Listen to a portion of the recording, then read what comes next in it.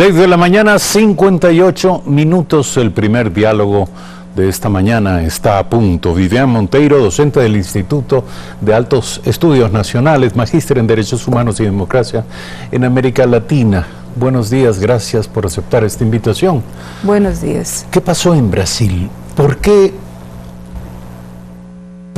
votó la gente a favor de un candidato que se distinguió por la violencia en su discurso, en sus mensajes, por la confrontación? Es decir, la gente hizo una apuesta de alto riesgo. ¿Cuáles son las razones, en su opinión? Buenos días. Buenos días.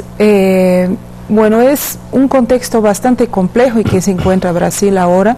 Este voto, mucho más de que apoyar a Jair Bolsonaro, es un voto de rechazo al status quo, digamos, a la situación en que se encuentra el país. Y la mayor parte de la población relaciona tanto los gobiernos del PT, fueron al total 14 años, con la interrupción del gobierno, último mandato de la presidenta Dilma, 14 años del PT, más los escándalos de corrupción y el declive, digamos, de la economía. Entonces estamos en la peor crisis económica de la historia. Hay los escándalos de corrupción que repito, y también la crisis de seguridad. O sea, la gente se siente absolutamente insegura, y ahora ya en todo territorio nacional, no solamente en las grandes ciudades como era normal, ¿no? Entonces, esta es una señal realmente de que la gente ya no soporta todo eso, y lamentablemente pues la gente relaciona lo que simboliza Bolsonaro, porque no es lo que es realmente. Es una persona con 30 años de carrera política, pero él se dio a conocer y fue entendido así por la población como alguien nuevo que está ahí y que tiene esta mano dura, digamos, para resolver sobre todo los temas relacionados a la seguridad pública. Bueno, pero en todo caso todos los factores contribuyeron al triunfo de Bolsonaro. Esa visión de 30 años también terminó apoyando, digamos, prestando argumentos a quienes terminaron por votarle. Pero yo le quiero preguntar una cosa: si hacemos un análisis entre la primera y la segunda vuelta, en la primera vuelta Haddad llegó prácticamente al 26%. Bolsonaro tenía 11 puntos más, 47%. Claro. En ese momento se abrigaba la esperanza de que Haddad reúna los votos del resto del espectro político y dispute voto a voto una final con Bolsonaro. Sin embargo, aquello no ocurrió. Evidentemente, Haddad prácticamente, digamos, duplicó de alguna manera su votación, y Bolsonaro, en vez de decaer, recogió votos de otras tendencias. ¿Esto qué significa? Porque yo le quiero consultar, ¿este es un choque entre posturas ideológicas claras, definidas? Ya sabemos, con una lectura política fina, qué hay detrás de cada candidato en términos ideológicos. Pero los votantes brasileños, ¿entre qué y qué han decidido? El dilema de la población brasileña, y no es que la mayor parte de la gente que ha votado en Bolsonaro apoya el discurso de odio que tiene este candidato, pero es exactamente no votar en la situación, en este gobierno del PT, que para la mayor parte de la población brasileña es el gobierno que llevó a Brasil a estar en el momento difícil que está en esta actualidad, ¿no? Tanto económica como de forma económica, como en términos de seguridad pública. Entonces, aunque Haddad tuvo incluso el apoyo de los grandes líderes de los partidos, incluso de derecha, de los demás partidos de derecha, el expresidente Fernando Henrique Cardoso, en fin, el PSDB, que también tuvo una baja, tuvo un desempeño prácticamente insignificante en esta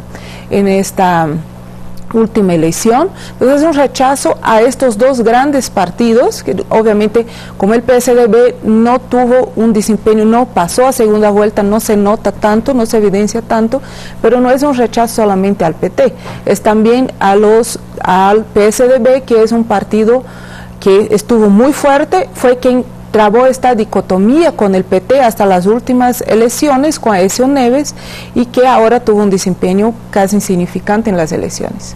Tratando de analizar las razones de este desenlace, de este resultado, parece que el discurso acerca de la reacción, la respuesta frente a la violencia delincuencial, la inseguridad en Brasil, ha sido un tema clave y una razón fundamental del voto de los brasileños. Sí, ahora, Bolsonaro lo que propone es la toma de las armas por parte de los ciudadanos. ¿Esto qué promete en Brasil? Bueno, ojalá no se dé. En Brasil, en realidad, el sistema de control entre el poder legislativo y el poder ejecutivo es bastante fuerte. Entonces hemos visto esto en el gobierno anterior de la presidenta Dilma, cuando el Congreso realmente no dejó que pasara, o sea, no ha podido tomar casi ninguna medida de gobierno. Entonces en ese momento más bien esto aparece como algo positivo que puede frenar en último caso el tema de la liberación de las armas, pero efectivamente fue una promesa de campaña del candidato. Ahora, la liberación de las armas es una tesis que imaginamos tiene el apoyo de los fabricantes de armas. Obviamente, el candidato Jair Bolsonaro tiene algunos videos, quien quiera puede ver en las redes por ahí, en internet, algunos videos con empresas de armas, ¿no? Sobre todo Taurus, promocionando armas y lanzamientos de armas y todo. Bueno, es un mercado de más de 200 millones de personas, entonces el interés de las empresas de armas es evidente, ¿no? En este caso. Ahora, en Brasil además se incorpora un nuevo elemento, que es de alguna manera la expresión política del militarismo después de años de democracia. ¿Qué tan cierto es esto? ¿Qué se puede decir sobre este elemento? Sí, hay un renacimiento de este militarismo realmente. Yo crecí ya en democracia, ¿no? Tuve una pequeña parte que no recuerdo mucho, en dictadura, y realmente había todo un rechazo al tema militar. Incluso el himno y la formación militar en la escuela fue sacada del cotidiano, lo que tiene obviamente una repercusión mala en algún momento, pero como una forma de manifestar este rechazo a todo lo que era recuerdo de la imposición y de la presencia de los militares. Lo que se ve ayer, hubo desfile de militares en muchas partes del país, lo que es obviamente lamentable, ¿no? Parece una película antigua que estamos volviendo a ver, pero es la realidad. En términos de política exterior, ¿qué es lo previsible bajo un gobierno de Jair Bolsonaro? ¿Existirá continuidad en las grandes líneas del comportamiento internacional de Brasil o hay aspectos que podrían cambiar? Bueno, la propuesta de Bolsonaro principal en relación a la política exterior es según él mismo define, hacer una política exterior sin vínculos ideológicos, desideologizar, dice él, la política exterior. Entonces ya no hacer al estilo en que hacía el presidente Lula y la presidenta Dilma, alianzas con países vecinos por afinidad ideológica, sino por interés económico. Sabemos que él manifestó desde el comienzo una pretensión de acercamiento con Estados Unidos. Veamos qué tan factible es esto en la práctica, y una animosidad hacia Venezuela, pero no sabemos cómo esto se va a componer realmente en la realidad, ¿no? ¿Cuál ha sido el discurso de Jair Bolsonaro sobre el tema de la corrupción? Evidentemente el tema de la corrupción ha sido un rubro permanente, constante en su discurso político, pero en términos reales, ¿qué piensa usted que va a hacer Bolsonaro frente a este tema? Yo no sé si él tenga interés en hacer mucho, de hecho, sobre la corrupción. Él está, ahí aparece como personaje secundario en algunos de las investigaciones que fueron realizadas. Tiene un historial de condena en la justicia brasileña, no por corrupción, es verdad, pero sí por delito de discriminación racial, por ejemplo, y por incitar al delito, como es el caso de la violación. No sé si podrá hacer algo realmente en la práctica. Sin embargo, como recuerdas, realmente fue un tema clave.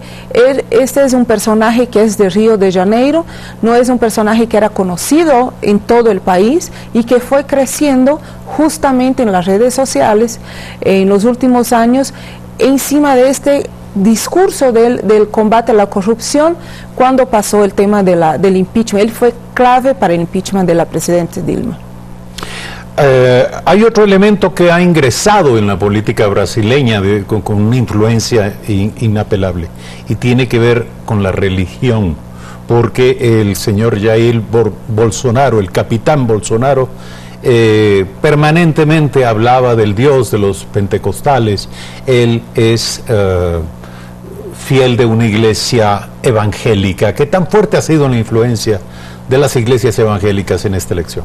Fue clave la alianza con las iglesias evangélicas. Ayer mismo en su discurso digamos, primer discurso como presidente elegido, él hizo una oración primero con un pastor evangélico. El apoyo de los evangélicos fue clave para que él se elija, porque ahí hay un sistema de adoctrinamiento realmente que es importante, ¿no?